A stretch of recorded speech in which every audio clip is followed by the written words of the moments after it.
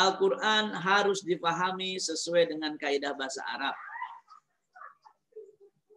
Tanpa takalluf.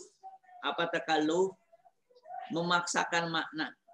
Tanpa ta'asub, tanpa serampangan. Nggak boleh. Tidak boleh. Tidak boleh takalluf. Dan tidak boleh ta'asub. Apa takalluf? Memaksakan makna. Apa ta'asub? Nggak pakai aturan. Aturan baku sudah ada disebut dalam ilmu usul fikih. Sedangkan as-sunnah yang suci harus dipahami melalui para ahli hadis yang terpercaya. Jadi kembali kepada Quran dan sunnah harus ada caranya. Yaitu apa? Melalui kaidah bahasa Arab, diantaranya kaidah bahasa Arab yang ada dalam usul fikih, yaitu kaidah-kaidah bahasa Arab yang berhubungan dengan cara memahami, itu ada dalam ilmu usul fikih. Nah, ini usul fikih. Usul fikih. Definisi usul fikih. Nah, ini sederhana saja. Usul fikih adalah, kita lewat ini, sebagai sebuah ilmu, usul fikih adalah, jadi usul fikih terdiri dari dua kata. Pertama, usul dan fikih. Usul fikih secara ilmu adalah ilmu tentang membahas dalil secara global. Kedua, bagaimana memahami dalil tersebut. Ketiga, siapa yang menggunakan ilmu tersebut. Yang menggunakan ilmu usul fikih adalah para mujtahid. Secara ringkas, bidang kajian usul fikih ada 4. Pertama, usul fikih membahas tentang hukum. Apa itu hukum? Yang kedua, siapa yang berhak menentukan hukum? Allah. Maka dalam usul fikih tidak boleh menentukan hukum dengan hawa nafsu. Menentukan hukum dengan hawa nafsu adalah kemusyrikan. Kenapa? Karena yang berhak menentukan hukum adalah Allah. Makanya berdasarkan Quran dan Sunnah, berdasarkan bimbingan wahyu yang tertulis baik berupa Al-Quran atau berupa Sunnah. Hadis Sunnah. Kemudian siapa objek yang melaksanakan hukum, yaitu manusia mukallaf. Orang manusia yang mukallaf harus melaksanakan hukum. Sebetulnya termasuk orang kafir. Orang kafir itu di akhirat dituntut. Kenapa kamu nggak sholat? Yang ketiga dalam masalah hukum, yang dikenakan hukum dalam fikih itu berkenaan dengan perbuatan manusia. Hukum dalam fikih itu berkenaan dengan aktivitas manusia. Aktivitas manusia. Tolong di-mute. Nah, ada pertanyaan, apa hukum musik? Salah. Apa hukum memainkan musik? Ada musik dipakai untuk ngegebuk kucing. Beda dengan memainkan musik. Kenapa? Karena yang dikenai hukum adalah perbuatan manusia. Jadi ada perdebatan. Apa hukum alat musik? Ya namanya alat nggak ada hukumnya. Karena hukum itu berhubungan dengan apa? Perbuatan manusia.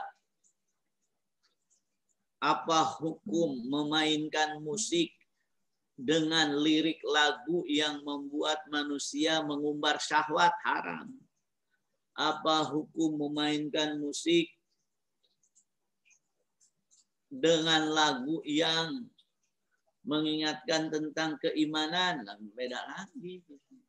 Maka yang namanya alat itu tergantung digunakan untuk apa. Maka alat tidak ada hukumnya. Yang ada hukumnya perbuatan manusia. Hurrimat alaikumul maitatu. Bangkai diharamkan. Maksudnya memakan bangkai itu. Karena hukum tidak berhubungan dengan apa? benda. Hukum berhubungan dengan perbuatan manusia. Dalil global. Nah, yang kedua dalil global. Ada sampai terdapat berapa? 11 dalil yang dipakai dalam fikih. Quran Sunnah, iya. Ijma qiyas, iya. Istihsan, maslahah mursal, semua dipakai. Ijma kita kenal, qiyas kita kenal. Apa istihsan? Terlalu sulit maka dibolehkan. Terlalu sulit maka najis yang terlalu sedikit dibolehkan. Istihsan. Gharar haram, tapi terlalu kecil dibolehkan. Istihsan. Makanya dengan istihsan, restoran Padang makan dulu, baru bayar. Boleh. Kenapa istihsan? Maslahah mursalah, maslahah. Hukum pakai masker ketika sholat sebetulnya nggak boleh. Tapi kondisinya COVID, maslahah. Satu daroe dan yang lain. Uruf, semua dipakai. Nah, kalau dalam bidang pertama hukum itu karena fikih itu berhubungan dengan hukum, usul fikih berbicara apa itu hukum. Yang kedua, untuk membuktikan bahwa hukum itu dari Allah, maka harus ada dalil. Dalil apa saja yang dipakai dalam fikih, maka dibahas dalam ilmu usul fikih. Setelah itu bagaimana cara memahami Quran dan Sunnah? Nah ini usul fikih. Bagian ketiga adalah cara memahami Quran dan Sunnah. Yang keempat adalah siapa yang memanfaatkan ilmu ini, yaitu para mujtahid. Siapa mujtahid, syarat mujtahid, boleh nggak taklid. Di sini ini gambaran global tentang ilmu usul fikih. Tentang ilmu usul fikih. Ada maqasid di bagian ketiga, cara memahami Quran dan Sunnah. Kaidah-kaidah bahasa yang berhubungan dengan memahami Quran dan Sunnah dalam hukum disebut al-qawaid al-lughah usuliyah. Ada maqasid syariah, ada ta'arud taqi, yaitu kontradiktif antara hadis dengan hadis, atau kontradiktif antara ayat dan hadis, atau kontradiktif antara ayat dan ayat. Jadi ini gambaran. Nah, tanpa memakai usul fikih, hukum menjadi bermasalah. Kadang terlalu mudah, terlalu dimudah-mudahkan, atau terlalu dibikin susah. Dua-duanya nggak benar. Yang namanya sirat mustaqim itu tidak boleh terlalu keras, tidak boleh terlalu cair. Harus sesuai apa adanya. Maka memakai ilmu usul fikih. Memakai ilmu usul fikih. Nah, ini mohon maaf ini yang admit ini kok. Oh. Sekarang pertanyaannya, apa gunanya kita belajar usul fikih? Fungsi usul fikih bagi kita. Pertama, kita sebagai orang awam mengetahui metode ulama dalam memahami Quran dan Sunnah yang berkenaan dengan hukum-hukum Islam. Jadi jangan sampai begini, hadisnya dilarang, kok Imam Syafi'i mengatakan makruh? Kan haram, kan haram. Siapa yang bilang haram? Hadis. Hadis nggak pernah bilang haram. Pasti ada kesimpulan yang diambil oleh para ulama. Oleh karenanya kita hanya sebagai orang awam, kita semua orang awam, fungsi usul fikih bagi kita, kita paham. Kenapa ulama berpendapat seperti itu? Misalkan tadi, kenapa dalam hukum jual beli di masjid, kenapa Imam Malik mengatakan kalau mengganggu makruh? Jadi gini, kata Imam Malik, kenapa masalahnya mengganggu? Kalau tidak mengganggu, anaknya ini dong, blasteran dong. Barangnya tidak dibawa, kemudian tidak ditawar-tawarkan, nggak mengganggu dong? Enggak. Maka menurut Imam Malik, atau paling tidak kalau tidak ada yang diganggu, barangnya tidak dibawa, nggak ada makruhnya, boleh. Maka transaksi bukalapak.com di masjid boleh. Kenapa? Barangnya nggak ada yang keganggu. Kata nggak masalah kalau begitu. Nah, jadi memahami kenapa. Jangan sampai tidak sesuai sunnah. Masa Imam Malik tidak sesuai sunnah? Kan nggak mungkin. Tadi sudah ini. Nah, jadi fungsi pertama agar kita paham, agar kita tidak sembarangan. Catatannya, kalau memahami hukum, jangan langsung dari Quran dan Sunnah. Harus melalui ulama, nggak boleh langsung. Apalagi kita, bahasa Arab nggak ngerti. Quran nggak hafal. Enggak, gimana mau langsung Quran dan Sunnah? Nah, ini disebut istihad istimbati, yaitu menarik kesimpulan hukum dari Quran dan Sunnah. Jadi fungsi pertama, kita memahami kenapa Imam Syafi'i bilang seperti ini. Kenapa Imam Syafi'i, katakanlah, Imam Syafi'i membolehkan ketika takbir lebaran, Allahu akbar kabira walhamdulillahi katsira. Kenapa tidak Allahu akbar, Allahu akbar, Allahu akbar seperti dalam hadis? Karena difahami dari berbagai ayat dan hadis, menambah zikir, tapi tambahan tersebut sesuai dengan makna zikir tidak dilarang. Nah, jadi ini yang pertama, yang disebut istihad istimbati. Menarik kesimpulan hukum dari Quran dan Sunnah. Yang kedua fungsinya adalah, sebelumnya, tadi kan istihad istimbati. Bagaimana kita memahami? Kita tidak akan memahami, tapi kita paham kenapa para ulama berpendapat seperti itu. Sekedar contoh, dalam Al-Quran itu, atau dalam memahami Quran dan Sunnah, ada makna tersurat, ada makna tersirat. Ada makna surat tersirat. Apakah harus tersurat semuanya, atau ada tersirat? Ya kan ada tersurat, ada tersirat. Maka tadi ada fikih nusus. Apa fikih nusus? Memahami Quran dan Sunnah menurut kaidah-kaidah baku. Ada kaidah-kaidahnya. Memahami Quran dan Sunnah ada dua, ada tersurat, ada tersirat. Ada tersurat, ada tersirat. Sebagai contoh, apakah ada kata politik dalam Quran? Tidak ada. Berarti tidak ada politik dalam Islam? Salah. Kenapa? Secara tersurat tidak ada kalimat politik atau as-siyasah dalam Quran, tapi secara tersirat ada makna politik dalam Quran. Makanya memahami tidak bisa tersurat saja, harus tersirat. Harus tersirat. Tidak.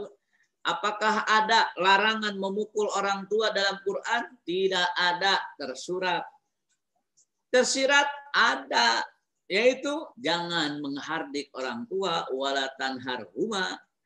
Maksudnya jangan menyakiti dengan bilang dengan menghardik, atau dengan apapun yang membuat orang tua sakit hati.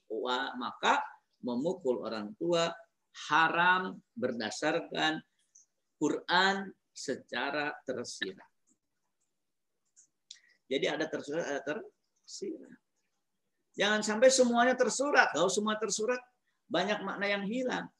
Apakah ada larangan anjuran memakai masker dalam kondisi COVID-19 dalam Quran atau dalam hadis? Dalam hadis ada. Yang mana? Tersirat, bukan tersurat. Di antaranya la darar wala dirar, jangan membuat bahaya. Maka tidak pakai masker adalah membuat bahaya. Maka membuat masker adalah melaksanakan hadis. Atau memakai masker adalah melaksanakan hadis. Yaitu apa?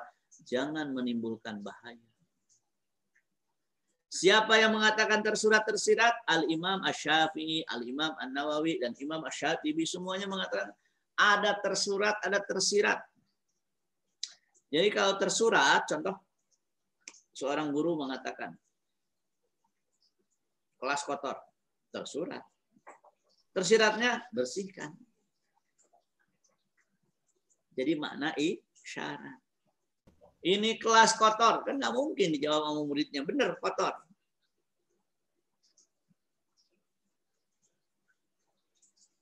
Secara tersirat, bersihin itu kelas. Sama. Contoh masalah Maulid Nabi. Ada nggak dalam Quran? Mau tersurat atau tersirat? Tersurat tidak ada, tersirat ada.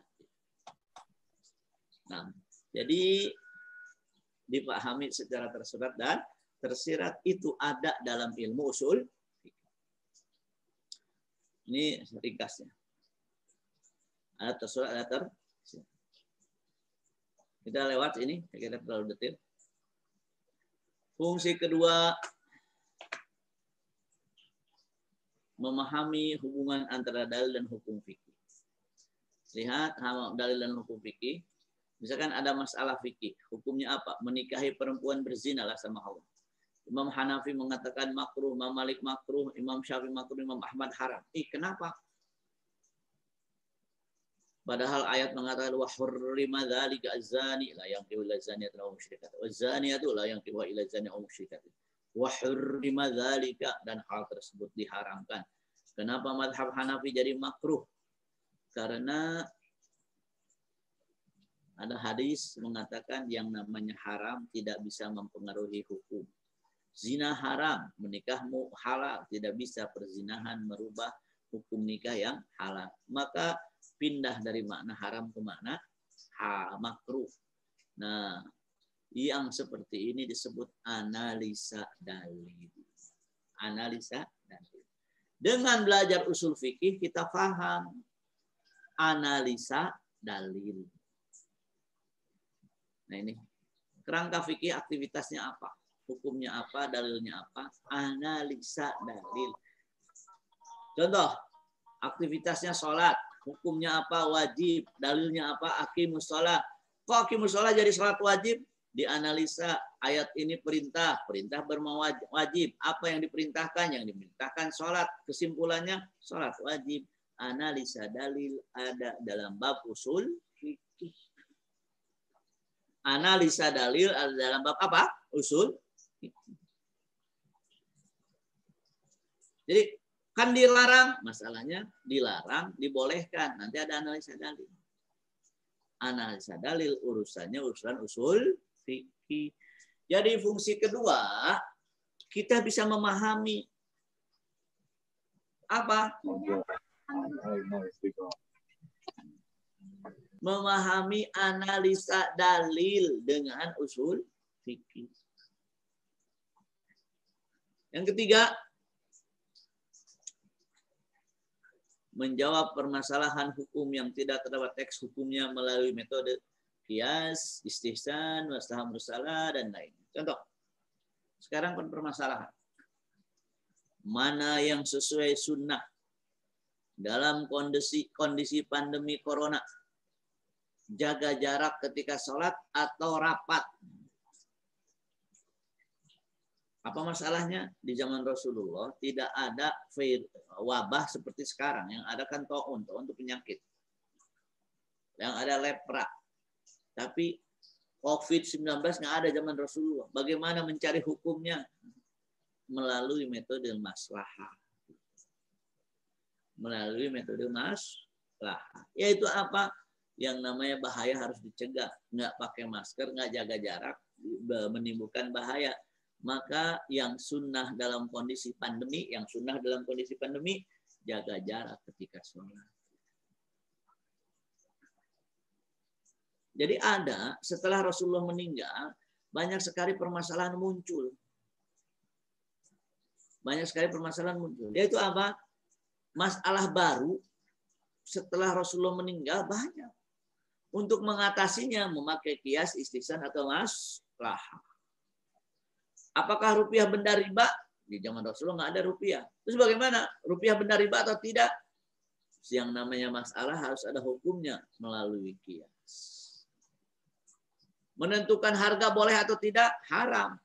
Tapi di zaman sekarang kalau komoditas tidak ditentukan jadi zalim bagi petani, maka dibolehkan. Melalui apa? Qiyas, istisna, masalah mursal. Kalau Jagorawi jauh dekat 7.000, haram dong. Kenapa? Harusnya berdasarkan kilometer. Kan yang namanya nyewa itu berdasarkan yang dipakai. Dibolehkan berdasarkan istisna. Yang ketiga, menjawab permasalahan. Karena dengan metode-metode usul fikih banyak permasalahan permasalahan yang muncul setelah Rasulullah meninggal. Apalagi di zaman sekarang, 14 abad setelah Rasulullah meninggal, banyak masalah baru. Akhirnya bisa ditentukan hukumnya berdasarkan ilmu usul fikih. Ada namanya ijtihad at-tatbiqi, yaitu apa? Mengaplikasikan apa yang difahami dari Quran dan Sunnah dalam menentukan hukum dari masalah yang tidak disebutkan dalam secara tersurat. Jadi banyak masalah secara tersurat tidak disebutkan. Contoh bunga bank itu tidak disebutkan dalam Quran. Terus bagaimana hukumnya? Nah, makanya ada difahami riba haram. Setelah diteliti ternyata bunga bank bunga bank milik riba, maka bunga bank haram. Disebut ijtihad tatbiki.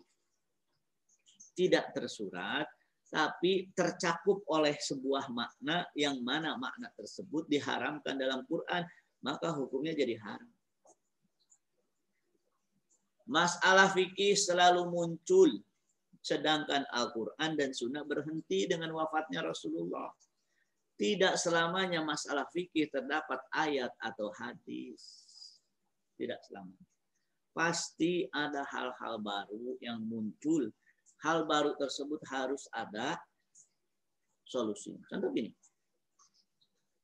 Di zaman Rasulullah tidak ada berdesakan dalam lontar jumroh ketika haji. Zaman sekarang berdesakan sampai orang meninggal. Apa hukumnya membuat tingkat pertama dan kedua dalam hal melontar jumroh ketika haji?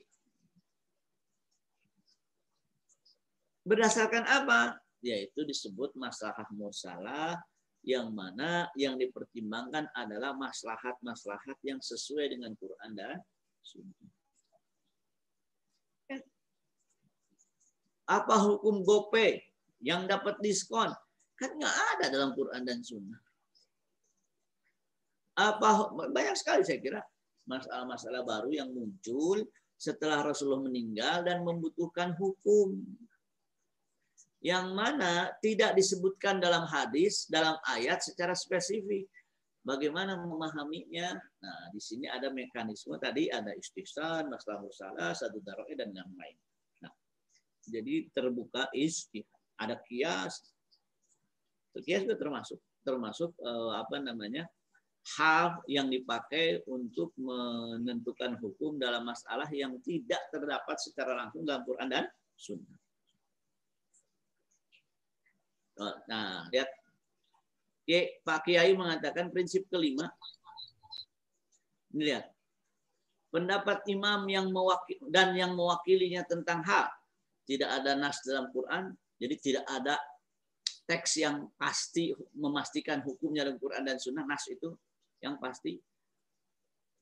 Ada teks tapi masih banyak penafsiran. Dan dalam maslahah mursalah, lihat, dan dalam maslahah mursalah ini kan masalahnya menentukan hukum dengan maslahah dalam yang ada dalam kitab usul fikih. Kenapa pendapat pemimpin dilaksanakan dalam pendapat fikih? Supaya menyatukan umat. Supaya menyatukan umat. Jadi fungsi ketiga adalah ada masalah yang muncul di belakang hari. Ada masalah muncul di belakang hari, kemudian masalah-masalah tersebut tidak terdapat dalam Quran dan Sunnah, mekanismenya dipakai beberapa dalil yang mana dalil-dalil tersebut dipakai untuk mengatasi masalah-masalah yang tidak tersebut dalam Quran dan Sunnah. Kemudian yang keempat juga penting, usul fikih. Dengan usul fikih kita mengetahui sebab perselisihan pendapat. Ketika kita mengetahui sebab perselisihan pendapat, yang menarik apa? Kita bisa membangun toleransi. Contoh, aula mastumun nisa. Jadi salah satu yang membatalkan wudhu adalah menyentuh perempuan. La mastumun nisa, la mastum itu menyentuh. Tapi kata madhab Hanafi, menyentuh perempuan tidak batal. Seorang suami menyentuh istrinya, kulit dengan kulit, tanpa penghalang. Kata madhab Hanafi, tidak batal. Kata madhab Maliki, batal kalau ada syahwat. Kata madhab Syafi'i, tidak batal. Kata madhab Syafi'i, batal. Kata madhab Hambali, batal kalau menimbulkan syahwat. Nah, kenapa sih kok pada beda pendapat? Aula mastum. Aula mastum itu menyentuh. Tapi pertanyaannya, apa yang dimaksud menyentuh? Apakah makna sesungguhnya atau makna kiasan? Karena menyentuh itu, kalau makna sesungguhnya menyentuh begini, tetap menyentuh. Menyentuh dalam makna kiasan adalah pakai syahwat atau menyentuh, yaitu hubungan suami istri. Oh, pantas beda pendapat. Karena lamastum itu antara dua. Makna hakiki atau makna sesungguhnya atau makna majazi. Majazi itu makna kiasan. Kenapa lamastum menjadi bermasalah? Karena ada hadis yang mengatakan bahwa Rasulullah mencium salah seorang istrinya kemudian pergi ke masjid. Kata hadis lamastum, kata ayat lamastum menyentuh, kata hadis menyentuh nggak batal. Bagaimana? Makanya terjadi perbedaan pendapat di antara madhab fikih dalam memahami masalah ini, yaitu menyentuh perempuan atau laki-laki bersentuhan dengan perempuan. Apakah membatalkan wudhu? Ketika difahami cara berfikirnya, oh Imam Hanafi begini, oh Imam Malik begini, Imam Syafi'i begini. Ya sudah, kita tahu sebab perbedaan pendapat karena kita memahami dari sisi usul fikih, kemudian terbangun yang namanya toleransi. Al-Quran dan Sunnah sumber hukum Islam jelas. Akan tetapi, kenapa ada beda pendapat? Masalahnya Al-Quran dan Sunnah tidak semuanya menunjukkan makna yang pasti. Al-Quran dan Sunnah ada makna-makna yang dhonni. Makna-makna yang dhonni ini butuh ijtihad. Ijtihad ini kadang hasilnya sama, kadang hasilnya tidak. Oleh karena itu bagaimana supaya membangun toleransi, pahami cara berpikir masing-masing sehingga apa? Bisa membangun toleransi karena saling memahami. Oh, pantas dia bilang haram karena begini. Pantas dia bilang boleh karena begini. Makanya mari kita bangun toleransi. Kenapa ada beda pendapat? Karena Quran dan Sunnah ada yang sifatnya dhonni. Apa itu dhonni? Tidak pasti. Yang namanya tidak pasti harus butuh ijtihad. Yang namanya ijtihad melahirkan sama, kalau sama menjadi ijma, kalau nggak sama menjadi madhab. Ini sedikit qat'i dan dhonni. Ini ada dalam usul fikih qat'i dan dhonni. Qat'i itu pasti, maka yang mengingkarinya kafir. Dhonni itu tidak pasti, maka toleransi. Nah, jadi dengan usul fikih kita memahami apa? Kenapa ulama berbeda pendapat? Adanya masalah dhonni membutuhkan ijtihad. Ijtihad hanya dilakukan mustahid. Jadi tidak boleh kita masing-masing langsung ke Quran dan Sunnah, nggak boleh. Harus melalui mustahid. Nah, hasil ijtihad kalau sama menjadi ijma, kalau beda menjadi ikhtilaf, menjadi madhab. Kalau begitu, mari kita toleransi. Salah satunya fungsi usul fikih agar kita bisa toleransi. Lihat lamastum. 3 makna. Ayatnya 1, iya. Kenapa beda? Nah, supaya memahami cara berpikir mazhab masing-masing, kita mempelajari usul fikih karena kita ingin membangun toleransi dalam perbedaan pendapat. Dalam perbedaan pendapat. Jadi fungsi keempat adalah agar kita bisa membangun toleransi antar pendapat yang berbeda. Jadi pertama, metode ulama memahami Quran dan Sunnah agar kita paham. Yang kedua, kita paham analisa dalil. Yang ketiga, dengan usul fikih, masalah baru yang muncul bisa ditentukan hukumnya. Yang keempat, kita bisa toleransi seandainya apa? Kita mendapatkan pendapat yang tidak sama. Maka Pak Kiai mengatakan, setiap orang dapat ditolak ucapannya kecuali al-maksum. Jadi pendapat Rasul saja. Mana pendapat Rasul? Nah ini agak sulit. Segala hal yang datang dari salafus soleh diukur dengan Quran dan Sunnah. Bila tidak, maka Sunnah lebih utama untuk diikuti. Namun demikian, kita tidak boleh mencaci maki. Nah, kalau seandainya beda pendapat. Jadi ada yang qot'iyah, ada yang gon. Yang qot'iyah tidak boleh beda pendapat. Ikuti Quran dan Sunnah. Tapi yang goniyat masih diperselisihkan, maka kita bangun toleransi. Jangan saling mencaci. Demikian pula prinsip ke-8. Saya kira ini permasalahan bagaimana kita tidak pecah belah dalam konteks fikih. Sejarah usul fikih. Nah, sering mengatakan, apakah ada usul fikih? Usul fikih ada sejak zaman Rasulullah. Buktinya Rasulullah menyuruh seorang sahabat berijtihad. Ketika ada dua orang berselisih pendapat, kata Rasul ijtahid. Kata sahabat Rasul, gimana saya mau menentukan hukum? Kok ada ijtahid? Kemudian Rasul bersabda, ijtahid, berijtihadlah.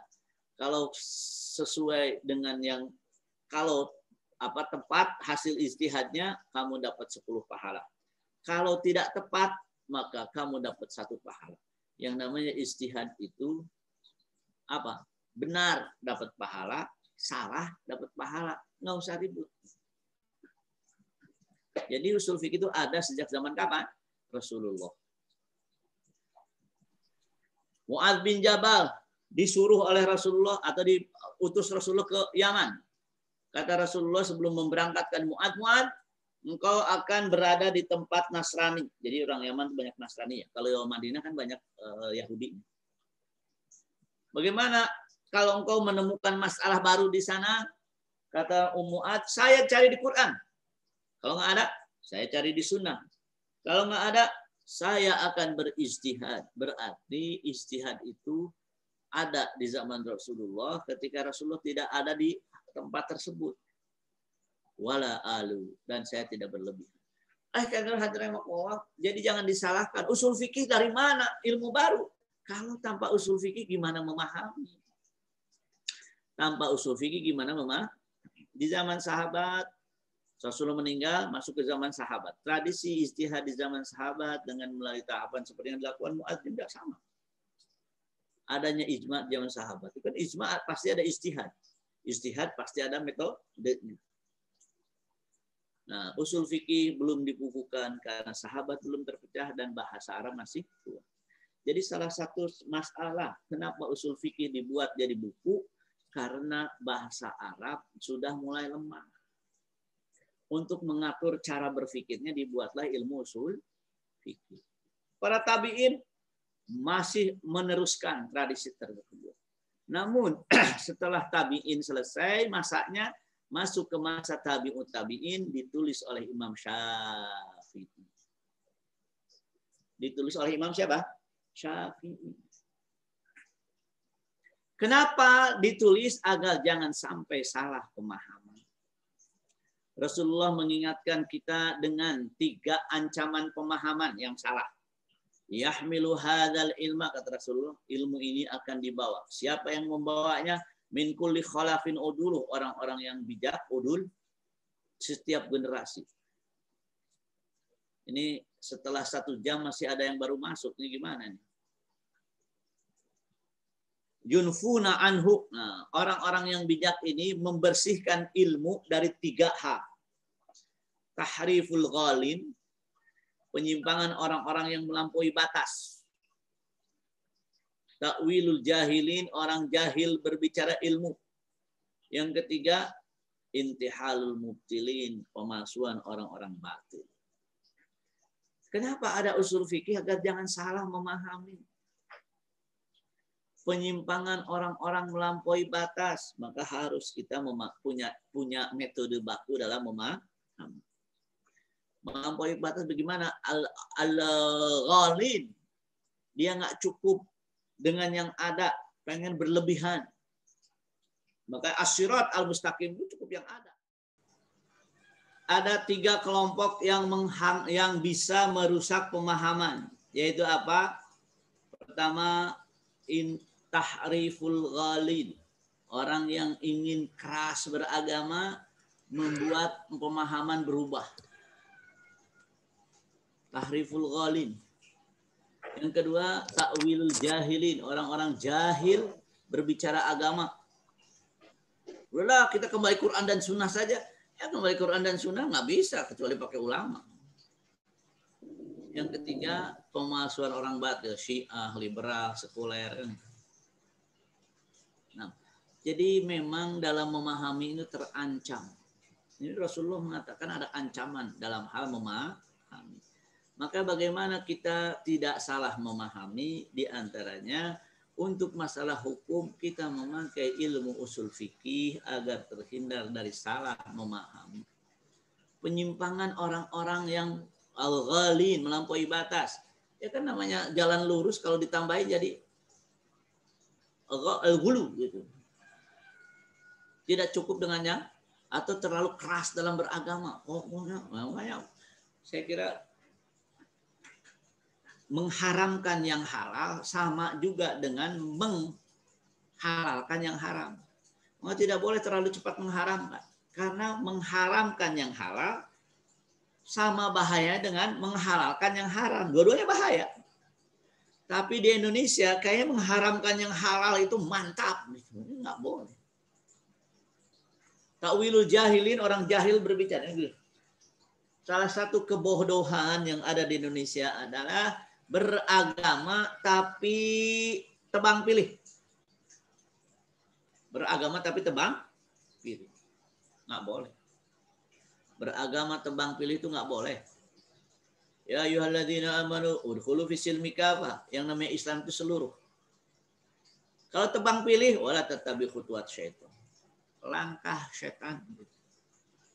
Makanya beragama jenggot, celana agama, giliran politik nggak mau, sama dengan bohong. Kenapa? Karena Rasulullah sendiri berkecimpung dalam politik. Abu Bakar, sebenarnya Rasulullah kepala negara, masa nggak berpolitik? Jadi ta'wilul jahili bahaya. Yang ketiga, ya kalau yang ketiga jelas siapa? Orang-orang batil ngerusak makna agama gitu. Pemalsuan orang-orang batil. Maka rahimakumullah, di sini kita merasa penting bagaimana memahami prinsip 20 dengan ilmu usul fikih. Jadi usul fikih ini adalah cara yang memang sudah baku dalam hal memahami. Jadi tidak bisa serampangan. Apalagi orang awam ngambil terjemah depan, kemudian menurut Al-Quran, bukan. Itu menurut Anda yang bodoh. Kenapa? Karena yang berpendapat itu ulama. Saya sendiri nggak berani. Kenapa? Harus nukil. Imam Nawawi bilang apa, Imam Syafi'i bilang apa, kan begitu. Nggak bisa. Baca hadis, menurut hadis, bukan, itu pemahaman. Menurut Ibnu Hajar, dalam makna hadis ini benar kalau begitu. Gitu ya. Jadi bedakan antara Quran dan Sunnah dengan memahami Quran dan Sunnah.